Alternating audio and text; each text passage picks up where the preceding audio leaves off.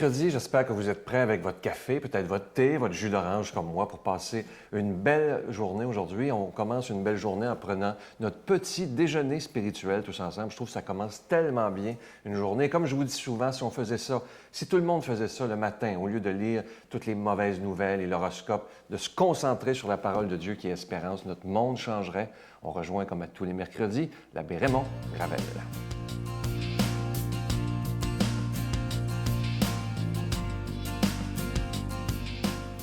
Bonjour. J'ai pensé faire une série de chroniques sur la science et la foi. Je ne sais pas si vous avez écouté à la radio de Radio-Canada le dimanche de Pâques, le 31 mars dernier, il y avait un débat qui était animé par l'animateur des Années-Lumière, Yannick Villedieu, entre un incroyant et un croyant. L'incroyant, c'était un biologiste athée, et le croyant, c'était un jésuite, un prêtre. Donc, des deux côtés, moi, j'avais l'impression que j'assistais à un langage de sourds. D'un côté, il y avait un rationaliste qui essayait d'expliquer tout matériellement parlant et qui disait que seule la science peut expliquer le monde parce que ça prenait une science exacte. Et il voulait faire entrer la connaissance dans ça en disant que pour acquérir une connaissance, il faut absolument de la science exacte. Et d'un autre côté, on avait un prêtre, un jésuite, qui a été incapable de démontrer que la connaissance peut être acquise aussi autrement, sans qu'elle soit vérifiée par la science, mais elle peut être acquise par une relation avec Dieu ou avec l'au-delà, ou même avec des valeurs spirituelles importantes. Alors moi, ça m'a déçu un peu et j'ai écrit une lettre à la presse le lendemain en disant que la science et la foi se complètent. Bon, dans quel sens je disais ça? Je pense que dans les deux cas, il peut y avoir divergence. Vous savez, si la science empiète sur le terrain de la foi et si la foi empiète sur le terrain de la science, il se peut qu'il y ait divergence et opposition, et même, je dirais qu'il peut y avoir aussi de l'animosité entre les deux. Et c'est malheureusement le cas. Parce que souvent, les scientifiques trop rationalistes, trop matérialistes, vont mépriser et même ridiculiser la foi. Je ne sais pas si vous avez déjà entendu de certains athées, je trouve que c'est un peu méprisant à l'endroit des croyants. Puis la même chose se produit de l'autre côté. Si un croyant se sert de la Bible, il l'interprète d'une façon fondamentale et littérale, et il condamne la science à cause de ce qu'il lit dans la Bible, mais c'est la même chose, ça devient un peu ridicule. Et c'est là, je pense, qu'il y a opposition. Alors moi, dans ma lettre à la presse, j'ai bien dit que, pour moi, la science et la foi se complètent. Il y a complémentarité parce que les deux se relancent sans cesse. La science questionne la foi et la foi interpelle la science. La science explique le comment de l'existence et la foi, elle, répond au pourquoi.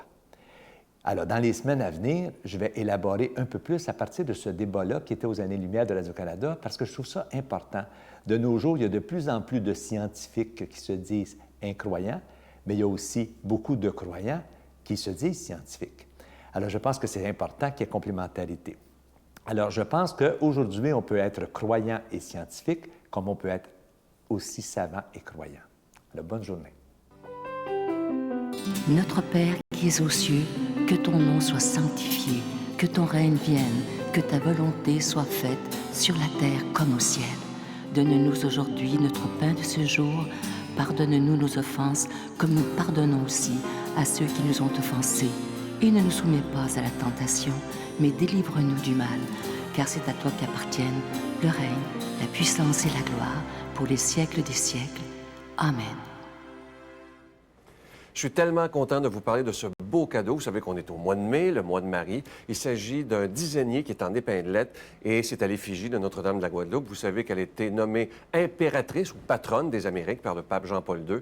Et si on a choisi ce beau cadeau, Sœur Angèle et moi, c'est aussi pour rendre hommage au pape François qui vient des Amériques et aussi pour demander à Notre-Dame de la Guadeloupe de toujours protéger de tout mal le pape François. Je vous rappelle que ce bel article, il est déjà béni et ce qui est beau de cet article, c'est qu'il a été fait à la main. C'est pas des machines et tout ça, c'est vraiment à la main, un à un et dans la prière. Alors, je vous rappelle que c'est avec un don de 25 et si vous en voulez deux, c'est avec un don de 40 Je vous donne l'adresse. La Victoire de l'amour, casier postal 120, succursale Boucherville à Boucherville, le J4B 5E6, je vous la redonne, la Victoire de l'Amour, casier postal 120, succursale Boucherville à Boucherville, le J4B 5E6, également par carte de crédit ou également par carte débit Visa. À partir de maintenant, on l'accepte dans le 514-523-4433, 523-4433 ou sans frais, le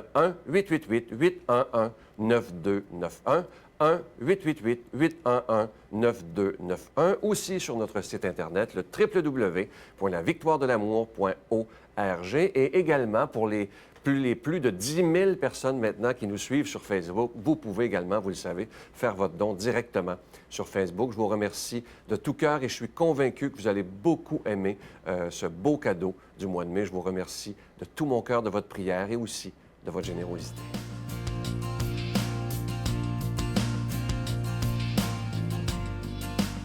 Aujourd'hui, pour la proclamation de la parole de Dieu, on rejoint celui qui est un bon père de famille, le Luc Faneuf.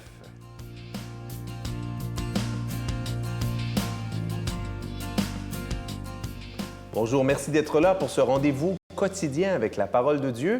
L'Évangile d'aujourd'hui, va nous apprendre que Jésus, et oui, il a préparé ses disciples à son départ en les introduisant au mystère de l'Esprit Saint.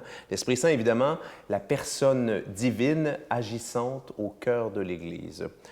Demandons justement à ce même Esprit Saint de descendre sur nous, d'emplir nos intelligences et nos cœurs, afin que cette parole de Dieu, que nous allons proclamer, entre dans nos cœurs, nos intelligences, féconde, transforme notre vie. À l'heure où Jésus passait de ce monde à son Père, il disait à ses disciples, « J'aurai encore beaucoup de choses à vous dire, mais pour l'instant, vous n'avez pas la force de les porter. Mais quand il viendra, lui, l'Esprit de vérité, il vous guidera vers la vérité tout entière. En effet, ce qu'il dira ne viendra pas de lui-même, il redira tout ce qu'il aura entendu. Et ce qui va venir, il vous le fera connaître. Il me glorifiera, car il reprendra ce qui vient de moi pour vous le faire connaître. Car tout ce qui appartient au Père est à moi. Voilà pourquoi je vous ai dit, il reprend ce qui vient de moi pour vous le faire connaître. » Acclamons cette parole de Dieu. Louange à toi, Seigneur Jésus. Alors, on est dans le discours d'adieu, chapitre 16, sur 21 de l'Évangile de Jean.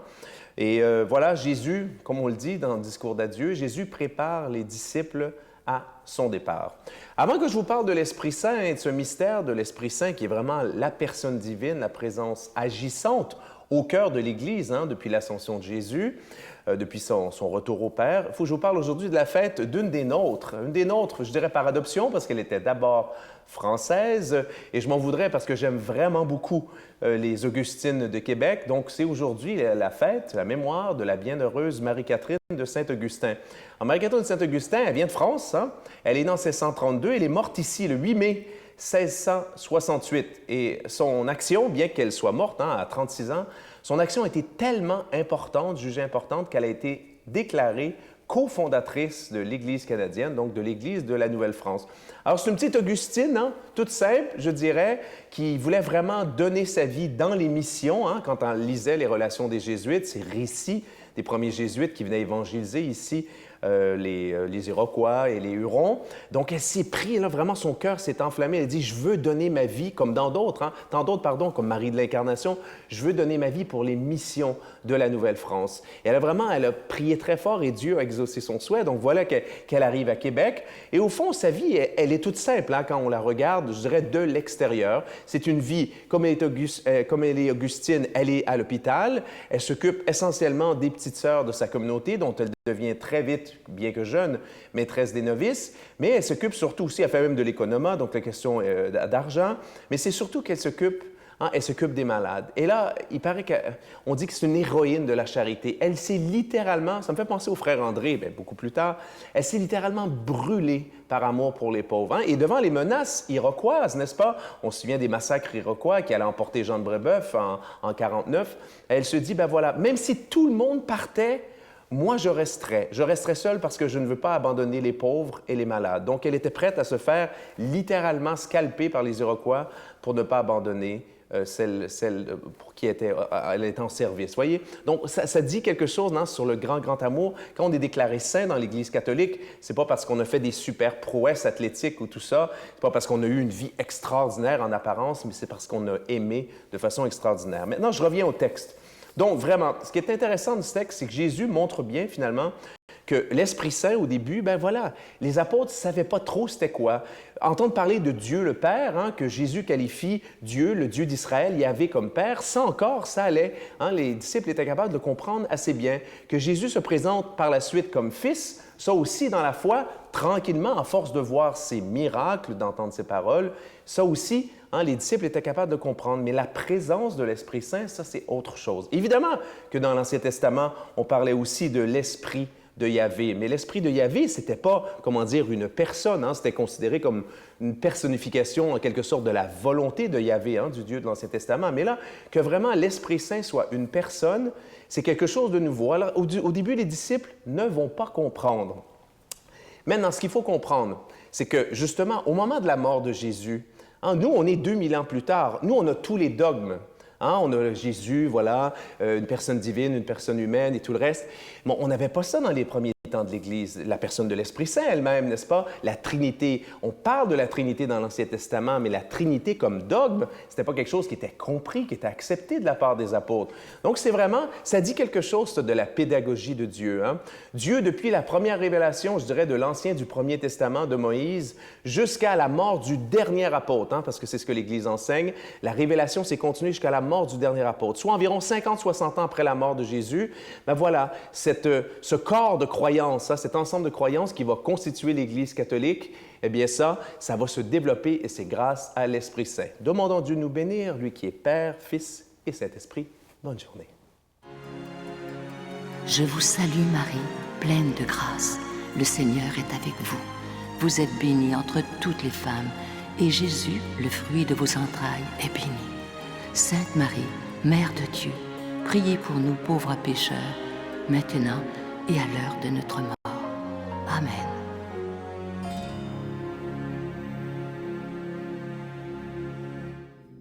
La retraite du printemps étant déjà complète, nous vous invitons à la grande supplémentaire de cet automne qui aura lieu les 4, 5 et 6 octobre prochains à l'hôtel Le Dauphin à Drummondville.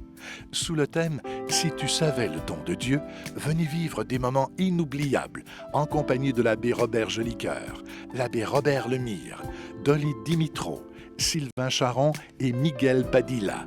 Réservez rapidement avec Voyage Intermission 514-288-6077 ou sans frais 1-800-465-3255. Venez vivre une fin de semaine exceptionnelle, remplie d'amour, de joie et de paix.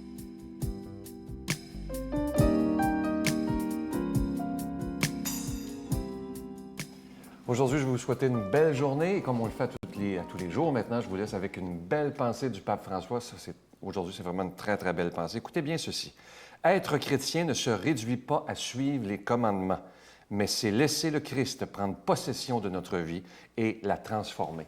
C'est très beau. Vous savez, parfois, c'est facile de dire « je vais juste faire les commandements, les rites, les obligations », mais le pape nous dit non, c'est pas assez. Il faut laisser Jésus entrer en nous, prendre possession de notre vie et la transformer totalement. Et si on lui donne cette permission à Jésus de transformer notre vie, on est assuré, parce que c'est sa promesse à lui, d'une vie où le bonheur sera possible, d'une vie en abondance, parce que c'est sa promesse à lui-même, à Jésus. Alors, prenons le temps de laisser à Jésus toute la place dans notre cœur. Je vous souhaite une belle journée. Je vous dis à demain. Bye.